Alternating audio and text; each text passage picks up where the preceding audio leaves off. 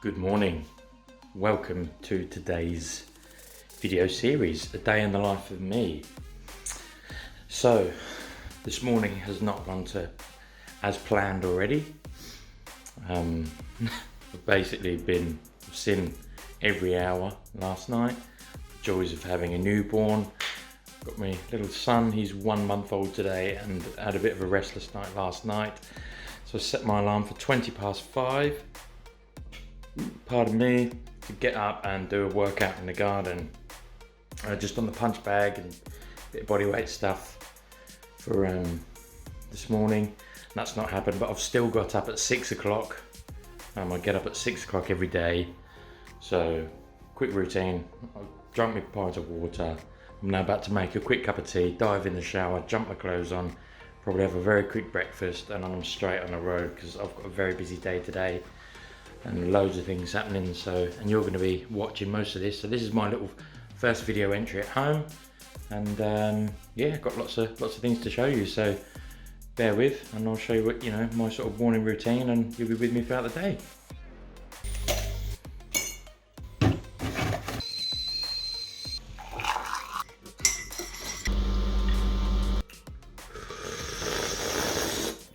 Just about to leave home. It's a bit of a rank day, raining, great. Oh well, should be pretty good.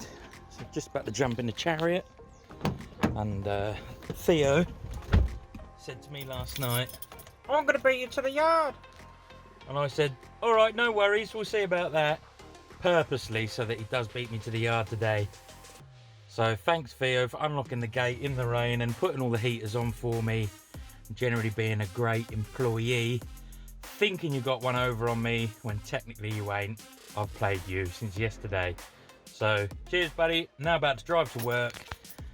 Touch base, we've got the ground workers there, we've got a new starter, I've got things to do, and then we've got to go to a couple of sites, all sorts. See you in a bit. Didn't beat me by that much, did he?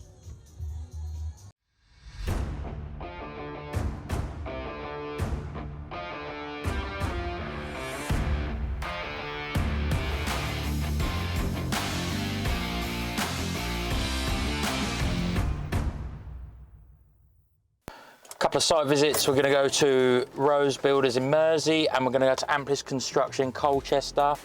And if we've got time, I'm going to show one of the lads around another job we've got in Ipswich on a brand new development. So first stop, diesel.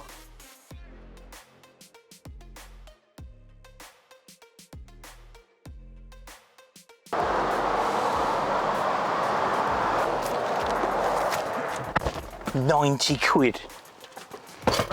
Burnt.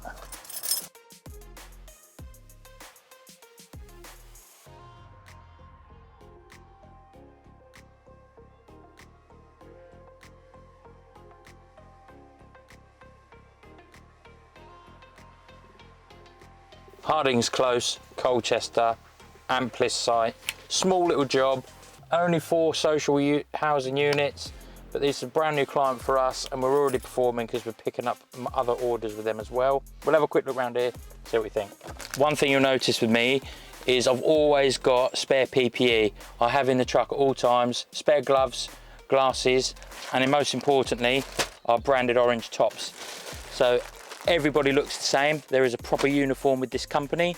We order these in bulk, and every operative has an orange shirt with our branding on. We also have a selection of hoodies and high-vis vests, just like that's what I wear.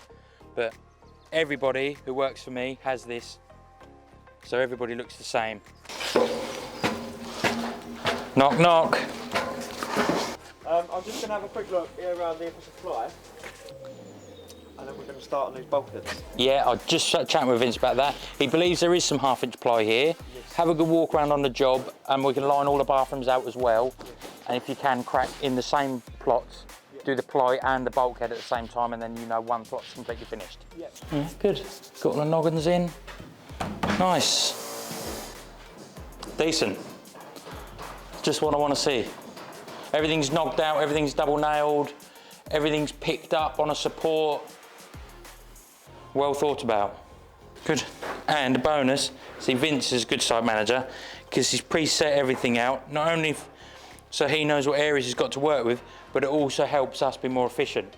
So he gets his plots handed over quicker, which means his project doesn't get behind.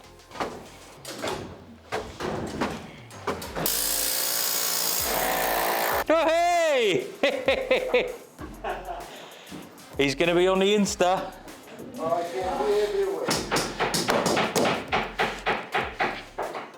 Decent.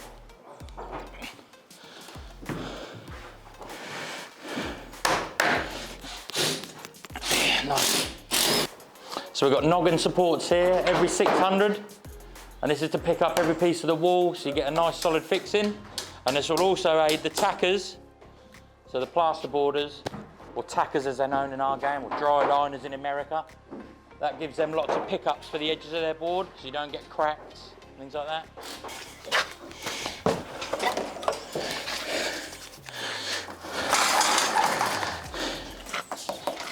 Make sure you obey the signs.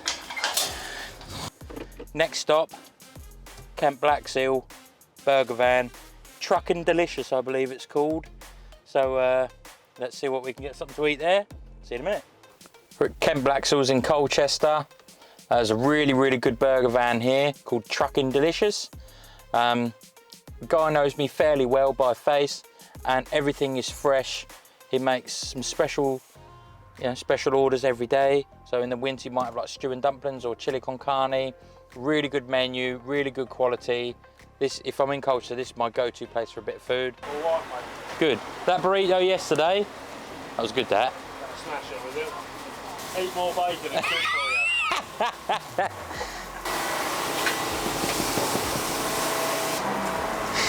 you. As long as my arm, it's up to my shoulder, Theo. Yeah, there you go, look. Thank you very much. There you go, mate. Yeah, cheers, lovely mate. job, you're welcome. Couple of quid in there, always give a tip. We just pulled up at Fairhaven Avenue in West Mersey. And this will be the lads' last day on the roof. They're now tying in all the fascia, soffit, barge board, ceiling collars. And because we lost a little bit of time on this last week, I've upped the labour a little bit just to really get this job over the line in time for the next trades, because there's GRP roofing on the back. There's also a main sort of roofing contractor where there's felt and batten. There's an insulating contractor coming in as well. So that's why we've got a good relationship with this client, and particularly the contracts manager, because he scratched my back and I scratch his. This is what our vans used to look like.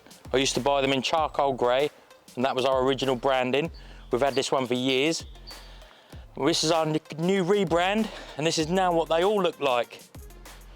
So you know exactly what we do with all our accreditations, and particularly the Q mark for our fire door installation and maintenance. That's really important. So as a seasoned carpenter then, what tips have you got for our apprentices and any future apprentices? You've got to love it. Yeah? You've got to love it. You've got to want to learn it. Yeah, that's true, yeah. You have. You've got to really want to be a carpenter, haven't you? We're trying to be a bit different, Jim. And in my workshop, we've got a proper joinery workshop at the yard. And we've taken a corner of that, or an area of that, and done a mini training facility. But moving forward, we'll have a proper facility, whereas when we get a brand new apprentice, you go in there for a week with, say, one of my seasoned chippies, and you're going to learn the real basics, learn how to use your hand tools, how to conduct yourself on site, so that when they come on site after a week, they've learned hopefully quite a lot. Still got that to do. That's all done.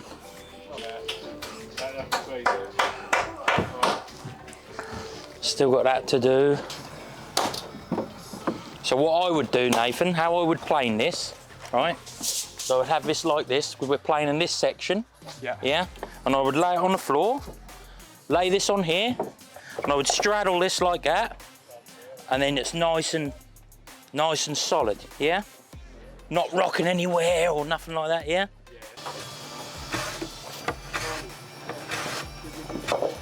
Before you plane too much off, we'll just offer it back up.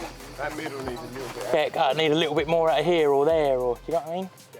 So right now we're cutting all the fascia and the barge board, all the joints, dry fitting everything.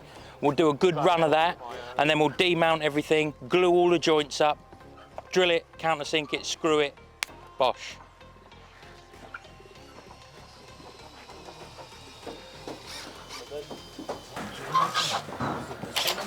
One thing I would say, chaps, to everyone who work for me, it's quite messy around here. Every day, just clear the site up 5 minutes, all right? You all know, there's a lot of trip hazards around here. Make sure you tidy up. So Zach's currently installing the ceiling rafters to go through. This creates not only a tie so the rafters don't separate, but also creates a support going straight through for the ceiling. So we've got the large ones this side and much smaller ones the other side of this roof in the glue lam area. So here we got a guitar neck or a scarf joint, and this is cut loose, and then 2 wedges are driven in opposite each other to force that out so that it physically cannot be separated apart. That's to join 2 long lengths of timber together as a ridge. Really nice and neat, that, really good joint. Right, U2 collars. Yep. So I'm seeing pretty good progress on that. My suggestion is, if you think it's a better idea, chip in. You two carry on working your way round. You boys jump on them collars, and then you two start gluing what you've dry fitted while you carry on doing what you're doing, and then they'll follow you round. Well done, lads. That's good effort. Yeah. Okay, stick with that plan then. Yeah, good stuff. Thanks very much. All good. Back to the yard. This one in the corner here is a property that we did for Rose Builders. This one on the corner, yeah, the grey one. And they own the Micro Scooter brand. I think it was a £1.8 million build. Very, very nice. We built a cart lodge there. We did a load of cladding, general sort of second fix and bits and bobs. So in the back it's got like a big oak cart lodge. We built all that from loose timber. So same contracts manager as that was Paul at Fairhaven. I'm thinking about turning our workshop into becoming a fire door manufacturer where we make our own doors, purely because of the lead time. I'm having to wait 12 weeks for fire doors. You think, why couldn't we make our own? That comes full turn into the business becoming a group in the future. Not only will we always specialise in carpentry contracting, because that's what I've done all my life, carpentry, but new build housing, proper homes, not just buy a piece of land and see how many we can slap on it and count the millions. A bit like Hopkins and Moore style homes, where you get like really good quality, properly family home with a double garage, a proper garden, proper bedrooms, ensuite. It's well thought about. Obviously, we did a film a little while ago, and all the boys gave their advice for the new apprentice. Yeah. We haven't heard from the boss yet. You've been there, you've seen it all, you've done it all. Yeah. What would yours be? I agree with what a lot of the lads said, and in fact, what both the apprentices said, and they both said they should listen, and that's key. You've got 2 ears, 1 mouth. Listen to what you're being told, pay attention, and want to be there. The thing is with apprenticeships, it's rubbish pay for at least the first year. And it is hard, but you see if somebody really wants it. And I always compare with Zach, right? We'd always go, we're in Saturday, Zach. Yeah, all right, I'll see you in the morning. And he'd be there 7:30, not moaning, oh, I've got to come to work, and oh, sorry, I'm late. He was always ready for work. So did you always want to do this? Yeah, I've been always been interested in construction. I think there's a picture of me on my phone. I'll see if I can find it for you, Gav, where I'm in my dad's site office, and I think it's 1991 on a Hilti calendar on the back. So I would have been 4, 3.5, 4. I was born in 87. And, then I've got my hard hat on, my raincoat, my welly boots. As a classic example, my dad went to work on Saturday and I'd go with him. I just loved, just watching the diggers, and I'd ask for tools for my birthday, before I was like 10 years old, and I'd make bird boxes in the garage, and, I cut my first roof on when I was 13. So what would you like to see changed in construction? Cool, that's a good question. First thing that comes to the front of my mind is payment terms. So let's take it back a few years, you know, where we didn't have much cash. Things are fairly tight and you're laying out your lads every week, but you're waiting 30 days or a lot longer in some cases, which shouldn't be allowed. So going back to the yard, check on Fiona, her first day as our new accounts lady. Desperately needed that, so hopefully she'll be settling in nicely. And Liz from my accountants, an amazing woman. She's finished her work early and she's going to come and see us and give Fiona a bit of support, a bit of training, a bit of extra knowledge. So it takes a lot of load off me. Plus we also have my brand new 24 foot by 10 foot site office coming. So that's coming mid-afternoon, I don't know when. Mid-afternoon to me says between 2 and 4. I'd say that as well. Yeah. I got my own kitchenette, so I don't have to share with the heathens. Even though I will miss that. I'll miss somebody bringing me a cup of tea, because I feel like I won't get that being separate from all you lot. Weasley! Hello sir, sorry to interrupt. I have the container here, or the office. Gosh.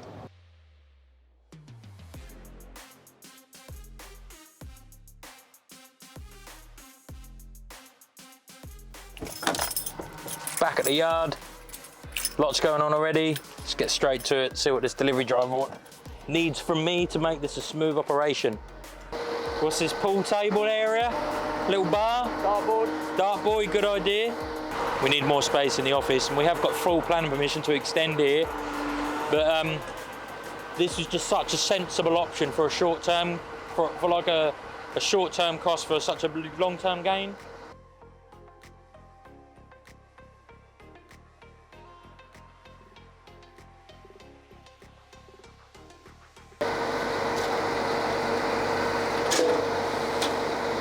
I'm nervous.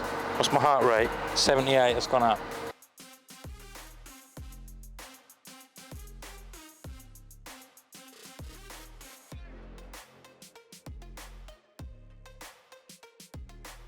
Guided tour. This is the area, that's the kitchen. Guided tour finished. Brand new. We've got a light, a heater, a wipe clean floor, hot water, got my own little kitchenette. Happy day. Should we check the quality of the workmanship? Should we pull it apart? Have they put the gasket on there? That just seems a bit high to my liking. Yeah. Oh, the doors are out square. Oh, that's going to do my nut. Oh, snagging. Right, snag list plot 1. What's that? Let's see how much snagging we've got on one plot. Can't see my name yet. 1 snag because the window board's missing because we've just had it changed from being tiled to a window board. So it's not really a snag, is it? It's a variation. All right, plot 3, 9 issues. Mastic, plastering, plastering, plastering, mastic, mastic, total decoration. So 1 window board. From tomorrow, he knows about that. He's staying there. So I have sorted my jobs now. Little small labour shuffle and another site manager that's very understanding and is happy to wait for our Joyce for another day because it doesn't put his job back at all. He's got some alterations inside before we do all our work, so that's worked quite nicely. Chris is really happy over at Mersey because I've given him an extra bloke tomorrow to really have a push, so he's happy. Everybody knows where they're going. Charlie sorted for tomorrow. New job starting tomorrow. Happy days. Long day, just got home. Basically a 12-hour, it's 10 to 7. Most days are like that, to be honest. So hopefully you've learned a lot today from watching me and following what we do. You know, I always stay a little bit later than the others. You know, most people leave at 5, sort of 5 past 5. But I try and get away for them, but in reality it doesn't work because There's always changes, there's always something to do for tomorrow. There's always something that you can do today to save you time for tomorrow. You know, planning out people's jobs, ordering those fixings so that they guarantee get there a day before so the lads aren't waiting for them. You know, making sure the tenders go out on time. You know, always try and do as much as you can in every day, and that's the keys to success. So hopefully you've learned something and really enjoyed the video. I've really enjoyed the experience, and hopefully we'll be able to do a part 2 soon. Thanks very much.